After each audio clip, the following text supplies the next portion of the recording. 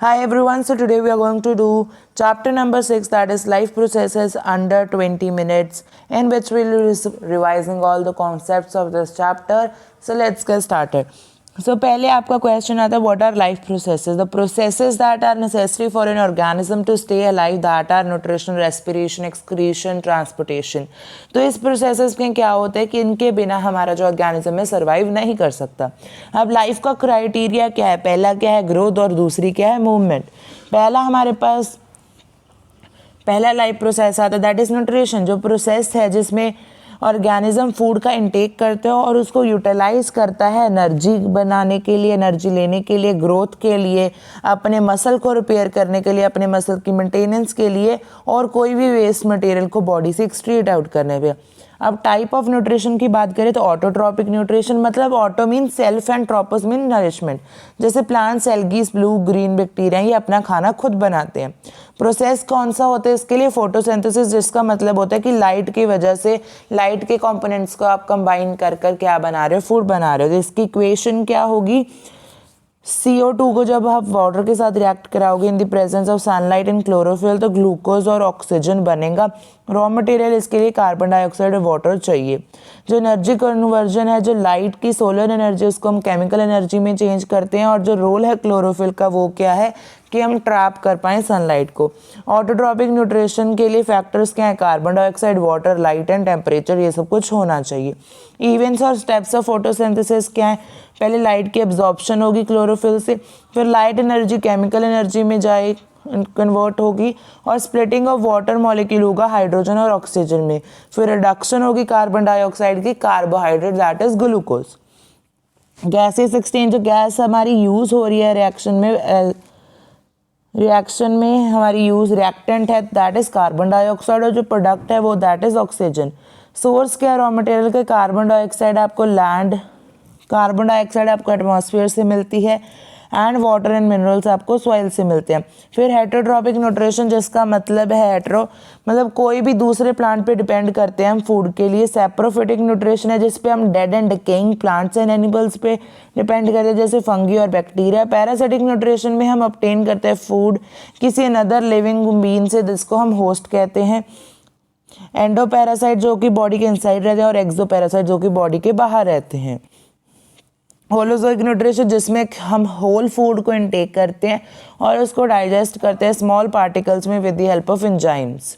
अब स्टेप्स क्या होते हैं होलोजोइक न्यूट्रिशन में, इंजेशन मतलब खाने को हम टेक इन करेंगे, डाइजेशन मतलब कॉम्प्लेक्स फूड को सिंपलर और एब्जॉर्ब करने वाली फॉर्म में कन्वर्ट करेंगे और एसिमिलेशन की मतलब यूटिलाइज करेंगे हम। एंड देन डाइजेशन मीन्स जो भी रिमूविंग अनडाइजेस्टेड फूड है that will be removed from the body. Nutrition in human being में क्या होता है, एलिमेंट्री कैनाल होते हैं जो माउथ से oesophagus, stomach, small intestine, large intestine तक जाती है। इंपॉर्टेंट ग्लैंड्स और जूसेस होते हैं। अब माउथ की बात करें तो इसमें सलाइवरी ग्लैंड होते हैं जो कि सलाइवरी एमाइलेज रिलीज करते हैं जो कि स्टार्च को शुगर में कन्वर्ट करता है। देन स्टमक में गैस्ट्रिक ग्लैंड्स होते हैं जिसमें गैस्ट्रिक जूस होता है that is hydrochloric acid, pepsin and hydrochloric acid. पहले हाइड्रोक्लोरिक एसिड में क्या होता है कि जो भी हार्मफुल बैक्टीरिया एंटर किया गया उसको किल कर देता है। मीडियम को यहाँ पे एसिडिक बना देता है कि हमारा पेप्सिन एक्ट कर पाए और जो पेप्सिन है वो डाइजेस्ट कर देता है प्रोटीन।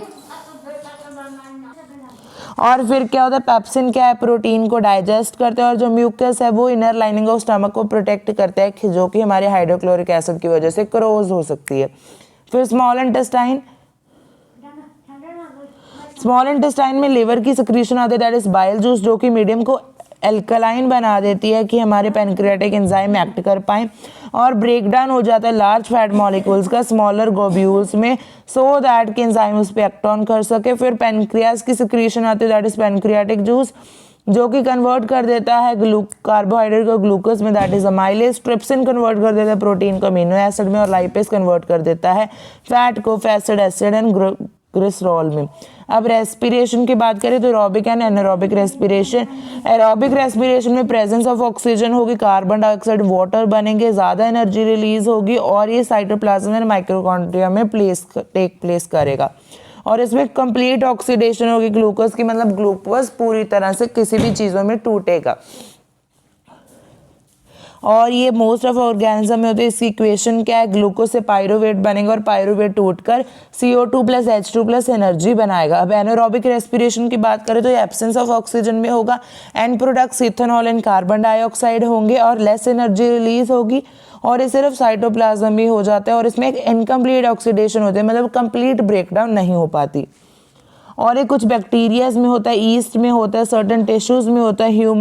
ह्यूमन बींग जब बहुत ज़्यादा एक्सेसिव एक्सरसाइज करते हैं तो जो क्रैम्प आते हैं दैट इज ड्यू टू हमारी ऑक्सीजन कम हो जाती है, जिसकी वजह से एनारोबिक रेस्पिरेशन शुरू हो जाती है, जिसकी वजह से लैक्टिक एसिड बन जाता है और वो क्रैम्प कॉज करता है। अब हमें ईस्ट में बात करें तो इक्वेशन ग्लूकोज से पायरुवेट और पायरुवेट इथेनॉल और वाटर एंड एनर्जी में ब्रेक होगा। मसल सेल्स में ग्लूकोज पायरुवेट बनेगा और पायरुवेट लैक्टिक एसिड और एनर्जी में कन्वर्ट होगा। अब कुछ कॉमन फीचर हैं रेस्पिरेटरी ऑर्गन्स के। Large surface area for greater diffusion of gases, this is provided by alveoli. Thin permeable membranes होती है जिसकी वजह से डिफ्यूजन और एक्सचेंज ऑफ गैसेज हो पाएगा। एक्सटेंडेड ब्लड सप्लाई चाहिए क्योंकि जो हमारी ऑक्सीजन है वो ब्लड में जाएगी तभी दूसरे बॉडी पार्ट्स तक जा सकती है। गैसेज एक्सचेंज जो प्लांट्स में होता है दैट इज प्रोसेस क्या होता है, डिफ्यूजन होता है। और जो डिक्रेक्शन ऑफ डिफ्यूजन बनती है दैट इज एनवायरमेंटल कंडीशन और रिक्वायरमेंट ऑफ द प्लांट पे डिपेंड करती है। Moving further we can say that day time में क्या होता है, कार्बन डाइऑक्साइड गिव आउट की जाती है रेस्पिरेशन के प्रोसेस में एंड देयरफॉर ऑक्सीजन रिलीज की जाती है। वेरस की नाइट टाइम में ओनली रेस्पिरेशन होती है जिसकी वजह से कार्बन डाइऑक्साइड रिलीज की जाती है which is a majority activity at night. मतलब डे में मेजॉरिटी एक्टिविटी फोटोसिंथेसिस और नाइट में मेजॉरिटी एक्टिविटी आपकी रेस्पिरेशन होती है। गैसेस एक्सचेंज अगर हम प्लांट्स एनिमल्स में बात करें तो टेरेस्ट्रियल एनिमल्स क्या होते हैं, ऑक्सीजन लेते हैं एटमॉस्फेयर से और एक्वेटिक एनिमल्स ऑक्सीजन लेते हैं जो कि वाटर में डिसॉल्व होती है। ह्यूमन रेस्पिरेटरी सिस्टम में एक्सटर्नल नॉस्ट्रल, फिर नेसल कैविटी, फिर trachea, bronchi, bronchioles and alveoli. Rings of cartilage होते हैं जिसकी वजह से हमारी ट्रैकिया जो कि विंड पाइप होती है वो कोलैप्स ना हो पाए अगर उसमें कम एयर है तो। देन लंग्स होते हैं जो कि हमारी थेरोइक कैविटी में प्रेजेंट होते हैं और वो स्पॉन्ज इलास्टिक बैग्स होते हैं जिनमें ब्रोंक्यूल्स और एल्वोलाई होती है। रेस्पिरेशन अक्कर होती है 2 फेजेस में, एक्सटर्नल ब्रीदिंग जो कि एक मैकेनिकल प्रोसेस है और इंटरनल जो कि एक सेलुलर रेस्पिरेशन होती है। मैकेनिज्म ऑफ ब्रीदिंग क्या होता है, इनहेलेशन मतलब taking of oxygen and exhalation that is give out of carbon dioxide. अब अगर हम बात करें एक्सचेंज ऑफ गैसेस की, यूनिसेलुलर ऑर्गेनिज्म में डिफ्यूजन की वजह से होती है।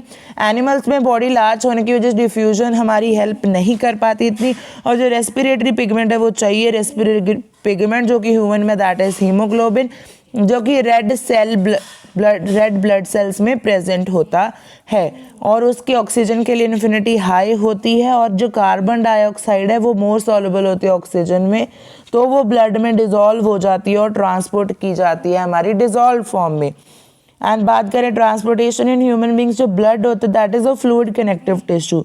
उसके जो कॉम्पोनेंट्स है that is plasma, red blood cells, white blood cells और प्लेटलेट्स जो कि प्लाज्मा में होती है। प्लाज्मा क्या करता है, फूड, ऑक्सीजन, कार्बन डाइऑक्साइड और नाइट्रोजन वेस्ट को क्या करता है, ट्रांसपोर्ट करता है। फंक्शन ऑफ ब्लड की बात करें तो ट्रांसपोर्ट करता है respiratory gases, nutrients, waste products और डिफेंस करता है इन्फेक्शन में जो कि हमारा WBC करता है that is white blood cells. Blood vessel की बात करें तो 3 होते हैं, आर्टरीज, वेन्स एंड कैपिलरीज। जो आर्टरीज होते हैं उनकी थिक वॉल होती है, डीप सीटेड होते हैं और जो वो हार्ट से दूर लेके जाते हैं ब्लड में, और उनमें हमेशा क्या होगा, ऑक्सीजनेटेड ब्लड होगा और इनमें वॉल्स नहीं होती। और वेन्स की बात करें तो वो थिन वॉल्ड होती हैं, सुपरफिशियल होती हैं और ब्लड हार्ट से लेके जाते हैं दैट इज कार्बन डाइऑक्साइड वाला ब्लड है दैट इज डीऑक्सीजनेटेड ब्लड, और इसमें वॉल प्रेजेंट होती है कि बैक फ्लो ऑफ ब्लड ना हो पाए। हार्ट की बात करें तो एक मस्कुलर ऑर्गन है जो कि एक पंप का काम करता है सर्कुलेटरी सिस्टम में, एंड ये साइज होता है हमारी फिस्ट जितना, और इसकी 2 साइड्स होती है जो कि पार्टीशन की वजह से सेपरेटेड होती हैं, जिसकी वजह से ऑक्सीजनेटेड और डीऑक्सीजनेटेड ब्लड सेपरेट हो पाता है दैट इज सेप्टम। और उसके 4 चैम्बर्स होते हैं दैट इज 2 अपर चैम्बर जिनको हम आर्ट्रिया कहते हैं या फिर एट्रियम कहते हैं, और जो लोअर चैम्बर्स होते हैं उनको हम वेंट्रिकल्स कहते हैं। वर्किंग ऑफ हार्ट की बात करें तो लेफ्ट साइड में क्या होता है, जो लेफ्ट एट्रियम है वो रिलैक्स करता है और जो ऑक्सीजनेटेड ब्लड है हमारे लंग्स में से पल्मोनरी वेन से हमारे हार्ट में एंटर करता है, और जो लेफ्ट एट्रियम है वो कॉन्ट्रैक्ट करता है, जो ब्लड एंटर कर जाता है लेफ्ट वेंट्रिकल में वॉल्स के थ्रू, और जो लेफ्ट वेंट्रिकल है वो कॉन्ट्रैक्ट करता है और जो ब्लड होता है वो पंप किया जाता है लार्जेस्ट आर्टरी ओरोटा में, जिसकी वजह से ब्लड सारे पार्ट्स में चला जाता है। अब अगर राइट साइड की बात करें, जो राइट एट्रियम होता है वो रिलैक्स करता है और डीऑक्सीजनेटेड ब्लड बॉडी से क्या हो जाता है, superior and inferior vena cava में उन दोनों से क्या होता है, हमारे एट्रियम में आ जाता है, और एट्रियम की वॉल जो कंट्रैक्ट करती है तो वेंट्रिकल में चला जाता है, जो राइट वेंट्रिकल है वो कॉन्ट्रैक्ट करता है और पल्मोनरी आर्टरी की हेल्प से वो लंग्स तक चला जाता है। जो वॉल्स होती है वो कोई भी बैक फ्लो हो जाए ब्लड का उसको प्रिवेंट करती है। पल्मोनरी वेन क्या होती है, जो ओनली वेन है जिसमें ऑक्सीजनेटेड ब्लड होता है, और आयोटा क्या है, जो आर्टरी है जो कि डीऑक्सीजनेटेड ब्लड कैरी करती है। जो डबल सर्कुलेशन होते हैं मैन में, क्योंकि ब्लड हमारे हार्ट से 2 बारी पास करता है एक सर्कुलेशन में। कैपिलरीज की बात करें, ये आर्टरीज और वेन में कनेक्शन बनाती है, 1 सेल थिक होती हैं। प्लेटलेट्स क्या होती हैं, जब लीकेज हो जाए आर्टरीज और वेन्स की बाय क्लॉटिंग ऑफ ब्लड। और लिम्फ क्या होते हैं, एक्स्ट्रा सेलुलर फ्लूइड होता है जो कि प्लाज्मा के सिमिलर होता है बट कलरलेस होता है, कुछ कम प्रोटीन्स होते हैं उसमें। फंक्शन ऑफ लिम्फ क्या है, ट्रांसपोर्टेशन करता है डाइजेस्टेड एंड एब्जॉर्ब फैट का स्मॉल इंटेस्टाइन से, और access fluid from intercellular spaces back in the blood. और हायर एनिमल्स लाइक बर्ड्स और मैमल्स में ये होता है। Oxygenated blood and deoxygenated blood क्या होते हैं, सेपरेट होते हैं कि हमारे पास ऑक्सीजन की सप्लाई एफिशिएंट हो, मतलब अच्छे से ऑक्सीजन हमको मिले। दिस इज़ टू फुलफिल कि हमारी जो हायर नीड्स होती हैं बॉडी की, और हमें जो वार्म ब्लडेड एनिमल्स होते हैं उनको हमारा बॉडी टेम्परेचर भी मेंटेन करना होता है। और जो एम्फीबियंस एंड रिप्टाइल्स होते हैं उनके 3 चैम्बर के हार्ट होते हैं जिसमें हल्की हल्की मिक्सिंग हो जाती है, जिसकी वजह से कई बार डीऑक्सीजनेटेड ब्लड भी चला जाता है। इसका मतलब क्या है कि वो कोल्ड ब्लडेड है और अपना टेम्परेचर क्या नहीं कर सकते, आप कंट्रोल नहीं कर सकते, और जो बाहर इन्वायरमेंट का टेम्परेचर होगा वही उनका टेम्परेचर हो जाएगा। अगर प्लांट की ट्रांसपोर्टेशन की बात करें, जो प्लांट्स होते हैं उसको लेस एनर्जी नीड्स चाहिए क्योंकि वो ना तो मूव कर सकते हैं और उसका स्लो ट्रांसपोर्टेशन सिस्टम भी चलेगा। अब ट्रांसपोर्टेशन ऑफ वाटर की बात करें तो जाइलम टिश्यू करता है, जो कि रूट्स में होता है, स्टेम्स में होता है, लीव्स में होता है, और ये इंटर कनेक्टेड होता है। जो रूट सेल्स होते हैं वो आयंस लेते हैं सॉइल से, विच जो कि कंसंट्रेशन ऑफ रूट और सॉइल का डिफरेंट कर देते हैं, जिसकी वजह से वाटर रूट्स में आ जाता है। अगर टॉल प्लांट्स है तो ट्रांसपोर्टेशन एक सक्शन पुल क्रिएट करता है जिसकी वजह से वाटर अपवर्ड चला जाता है। और ट्रांसपोर्टेशन की इंपॉर्टेंस क्या है कि ये वाटर को अपवर्ड जाने में हेल्प करता है और टेम्परेचर ऑफ प्लांट रेगुलेट करता है। ट्रांसपोर्ट ऑफ फूड की बात करें तो ये फ्लोएम टिश्यू देखता है, जो कि मूवमेंट ऑफ जो हमारा मूवमेंट ऑफ वाटर है that is called ascent of SAP, and जो हमारा फूड की ट्रांसपोर्ट है दैट इज ट्रांसलोकेशन। फिर हम एक्सक्रीशन की बात करते हैं, जो कि एक बायोलॉजिकल प्रोसेस है जिससे भी कोई भी हार्मफुल मेटाबॉलिक नाइट्रोजनस वेस्ट है लिविंग ऑर्गेनिज्म का, वो रिमूवल हो सकता है उसका। और excretion in human beings, organs of excretory system are kidney, urinary bladder, ureter and urethra. Kidney क्या होती है, 2 होती है, एक पेयर होता है किडनी का, और जो बीन शेप्ड होती हैं। Abdomen on either side of the backbone he present होती है, और ये बेसिक यूनिट होती है, इसकी basic function and structure unit होती है नेफ्रॉन। ग्लोमेरुलस क्या होता है, ग्रुप ऑफ कैपिलरीज होता है जो कि बोमेन कैप्सूल में प्रेजेंट होता है, जिसमें वो ब्लड रिसीव करता है रीनल आर्टरी और उसको फिल्टर करता है। बोमेन कैप्सूल एक कप शेप स्ट्रक्चर होता है जिसमें ग्लोमेरुलस होता है, और जो कॉन्वुलेटेड ट्यूब है एक लॉन्ग ट्यूब होती है जिसमें रीअब्जॉर्प्शन होती है। फिर वाइटल फंक्शन ऑफ किडनी क्या है, फिल्ट्रेशन और removal of metabolic waste, reabsorption of vital nutrients. Ureter की बात करें, ये ट्रांसपोर्ट करता है यूरिन को किडनी से यूरिनरी ब्लैडर। यूरिनरी ब्लैडर एक मस्कुलर बैग है जो कि स्टोर करता है यूरिन को टेम्पररी, और जो यूरेथ्रा है वो रिमूवल करता है यूरिन का when urinary bladder is full. Artificial kidney का प्रिंसिपल होता है डायलिसिस।